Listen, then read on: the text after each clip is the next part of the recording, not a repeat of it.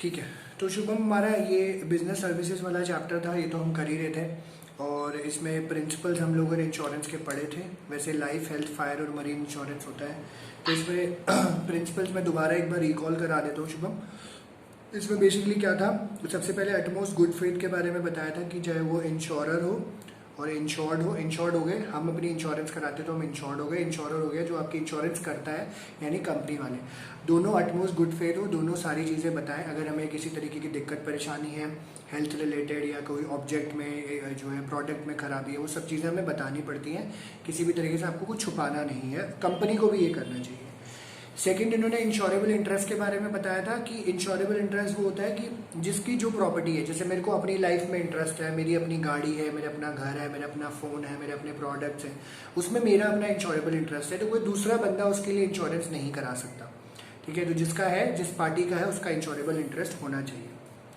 Indemnity बोला था, कह रहे लाइफ इंश्योरेंस के अलावा सारे बॉन्ड्स जो इंश्योरेंस होते हैं वो इंडेमनिटी होते हैं। जिसका मतलब होता है कि जितने का आपको लॉस हुआ है उतना ही आप रिकवर जो है उसमें से कर पाओगे। जितने का लॉस होता है तो इंडेमनिटी यही कहता है, जितने का आपको लॉस होगा उतना ही आप रिकवर कर लेते हो। डॉक्ट्रिन ऑफ कॉजा प्रॉक्सिमा है, इसमें कहते हैं मोस्ट डायरेक्ट और इमीडिएट कॉज देखते हैं जिसकी वजह से आपको नुकसान हुआ है, और अगर कोई दो कॉजेज है तो इमीडिएट देखेंगे जो एक्चुअली में जिससे आपका जो इंश्योरेंस में कवर्ड है वो आपको देखना है। अगर उससे प्रॉब्लम हुई है तो आपको जो है इंश्योरेंस का क्लेम मिल जाएगा, वरना नहीं मिलेगा। डॉक्ट्रिन ऑफ सबरोगेशन है, सबरोगेशन कहते हैं जैसे ही आपका इंश्योरेंस क्लेम सेटल होने की बात आती है तो जो ओनरशिप होती है असेट की वो इंश्योरेंस कंपनी को ट्रांसफर हो जाती है। मैंने इसका एग्जांपल आपको दिया भी था। अगर एक कोई गाड़ी का एक्सीडेंट हो जाता है किसी भी तरीके से और गाड़ी इंश्योरेंस की मिलती है, आपको इंश्योरेंस क्लेम मिल रहा है, तो उसके जो ओनरशिप जो स्क्रैप होएगा, चाहे जितनी भी वैल्यू हो, सारा ओनरशिप शिफ्ट हो जाता है कंपनी के पास। एंड कॉन्ट्रीब्यूशन है, अगर कहते हैं सेम रिस्क को कवर करने के लिए आपने डबल इंश्योरेंस करा रखी है तो प्रोपोर्शनेटली जो है आप उसका रिस्क शिफ्ट कर पाते हो और उसको आप दे देते हो सामने वाले को। ठीक है, ये चीज़ इन्होंने बताई है। तो ये आपके प्रिंसिपल थे, बट इसके अलावा जैसे तुम्हारे टॉपिक्स आने हैं तो लाइफ इंश्योरेंस, फायर इंश्योरेंस और मरीन इंश्योरेंस बता रखा है। ठीक है, और मैंने आपको ये पहले ही बता दिया था कि लाइफ इंश्योरेंस इंडेमनिटी नहीं होता है, fire insurance, marine insurance indemnity होते हैं। बाकी सारे प्रिंसिपल्स जो है चल रहे हैं इंश्योरेंस वाले, वो सब में काम आते हैं आपके। तो सबसे पहले हमने बोला life insurance. Life insurance basically आपकी लाइफ को प्रोटेक्ट करने के लिए होता है या फिर अनसर्टिनिटी से बचने के लिए, या डेथ पॉइंट है उसे देखा जाता है। और इसमें इंश्योरर होता है कंपनी, वो आपको एश्योर करता है एक सम ऑफ मनी कि बाई चांस अगर आपको खुदा खास्ता कुछ हो जाता है तो आपको जो है सम ऑफ मनी देना पड़ेगा, आपको मिल जाएगा। इसके अगेंस्ट आप प्रीमियम देते हो जो भी डिसाइड करते हो, एंड ये तो एक्सपायरी डेट पे या आपकी डेथ पे आपको ये मिल जाता है। इंपॉर्टेंस की बात करें, लाइफ इंश्योरेंस आपको प्रोटेक्शन देता है आपकी फैमिली को अगर आपकी प्रीमेच्योर डेथ हो जाती है तो, और ओल्ड एज में, रिटायरमेंट में आपकी कैपेसिटीज कम हो जाती है अर्निंग, तो आपको एक फिक्स इनकम दे देता है। लाइफ इंश्योरेंस आपको प्रोटेक्शन भी देता है और सर्टेन सम रिटर्नेबल भी होता है to the assured at the time of death or at the expiry, ये भी देखा जाता है। मेन एलिमेंट्स की बात करें, आपको अटमोस्ट गुड फेथ होना चाहिए, एश्योर्ड जो भी होएगा ऑनेस्ट होना चाहिए, सारे फैक्ट्स आपको डिस्क्लोज करके चलने चाहिए क्योंकि आप अपनी लाइफ इंश्योरेंस करा रहे हो तो आपको बताना चाहिए। फिर अगर पर्सन का इंश्योरेबल इंटरेस्ट होता है तो सिंपल सी बात है, मेरा अपना इंटरेस्ट है तो मैं ही ये करूंगा। तो ऐसा नहीं है कि पता चले मैं बोलूंगा शुभम की लाइफ इंश्योरेंस मुझे करानी है, तो मैं तुम्हारे लिए इंश्योरेबल इंटरेस्ट नहीं क्रिएट कर सकता। ठीक है, और इंश्योरेबल इंटरेस्ट उसका भी होना चाहिए। अब जैसे बाई चांस किसी की डेथ हो गई तो उसमें नॉमिनी का कॉलम होता है, नॉमिनी कोई भी होगा। अगर मैंने नॉमिनी शुभम तुम्हें बना दिया तो वो पैसा तुम्हें मिलेगा, या यूजली अपने फैमिली वालों को बनाते हैं तो वो फैमिली वालों को मिल जाएगा। तो eight the time of maturity जरूरी नहीं है या death.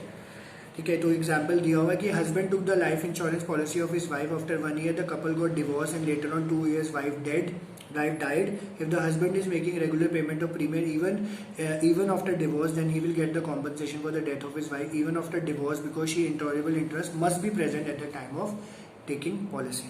And it is noted that employer has insurable interest in the life of employees. Similarly, a creditor has insurable interest in the life of a debtor about the amount of debt. ठीक है, तो ये भी देखा जाता है।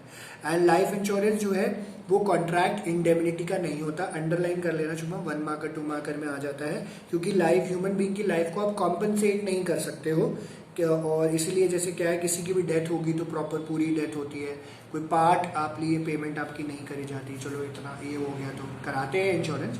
तो ऐसा नहीं है कि आपने बोला चलो आँख चली गई है तो कुछ हो जाएगा, हाथ टूट गया है तो कुछ दे देते हैं, ऐसा नहीं करना, ठीक है। तो लाइफ इंश्योरेंस जो है आपका कॉन्ट्रैक्ट ऑफ इंडेमनिटी नहीं होता।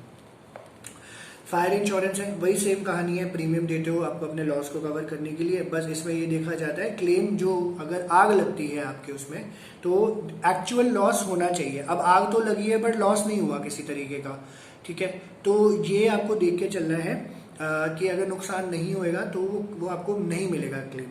और फायर एक्सीडेंटल होना चाहिए, नॉन इंटेंशनल होना चाहिए। एक्सीडेंटल मतलब बाई चांस आग लग गई, नॉन इंटेंशनल, ऐसा नहीं अपनी फैक्ट्री में आकर खुद ही आग लगा दी, अपने प्रोडक्ट में खुद आग लगा दी, ऐसा नहीं करना। तो मेन एलिमेंट्स फायर कॉन्ट्रैक्ट के क्या है, वही इंश्योरेबल इंटरेस्ट है, जो प्रिंसिपल काम कर रहे हैं, अटमोस्ट गुड फेथ होना चाहिए, सब चीजें डिस्क्लोज होनी चाहिए, और स्ट्रिक्ट इंडेमनिटी है, जितना लॉस होएगा उतना ही आपको पैसा मिलेगा इसमें, ठीक है। और प्रॉक्सिमेट कॉज, तो इसमें एक एडिशन हो जाता है शुभम, अंडरलाइन कर लेना पॉइंट, कि प्रॉक्सिमेट कॉज आपको देखना है, आग कैसे लगी, ठीक है।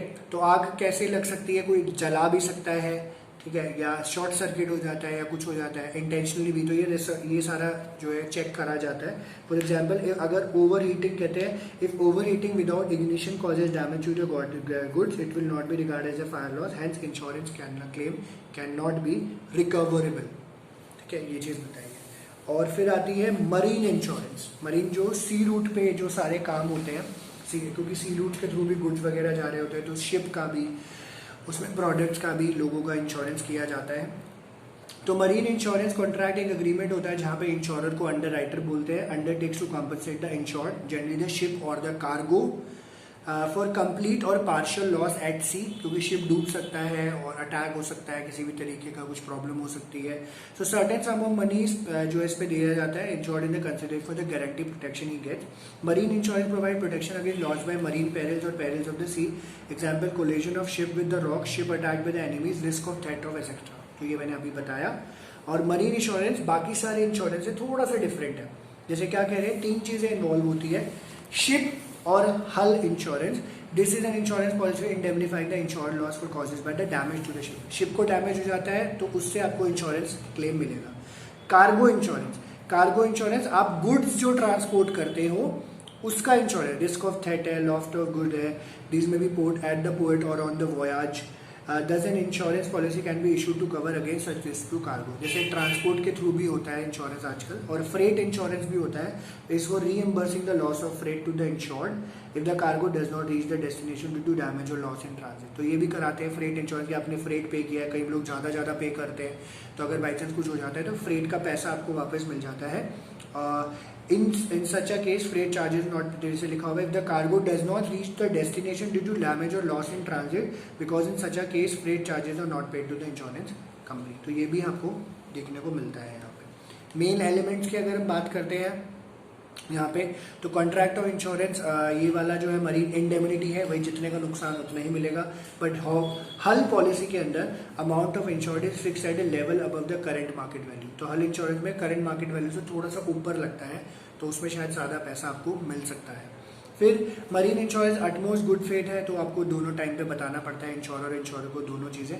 इंश्योरेबल इंटरेस्ट भी होना चाहिए जिसने ली है, और फॉलोइंग पर्सन इसमें इंश्योरेबल इंटरेस्ट हो सकता है, बिकॉज आप जैसे सी रूट के थ्रू सामान भेज रहे हो, तो मान के चलो आपने शिप बुक कराया है, आप भेज रहे हो, तो आपने शिप का इंश्योरेंस क्या आपकी वैल्यू का होएगा, ठीक है। आप बोल सकते हो कि भैया मेरे तो पूरा शिप मेरे माल से लदा हुआ था, ठीक है, तो मेरे को इंश्योरेबल इंटरेस्ट हो सकता है। जैसे इन्होंने बोला ओनर ऑफ द गुड भी हो सकते हो, बायर ऑफ द गुड भी हो सकते हो, इंश्योरर भी हो सकते हो, लेंडर ऑफ मनी और mortgage of ship cargo in respect of the loan, अगर लोन दिया हुआ है उसके बेसिस पे तो भी आपको ले सकते हो, and master and crew of a ship in respect of the wages, इनका इंश्योरेबल इंटरेस्ट यहाँ पे होता है। एंड कॉजा प्रॉक्सिमा भी देना है, यहाँ पे देखना है, if a loss is cause by several reason, nearest cause हमें देख के चलना पड़ेगा कि किसकी वजह से नुकसान हमें यहाँ पे हुआ है, ठीक है।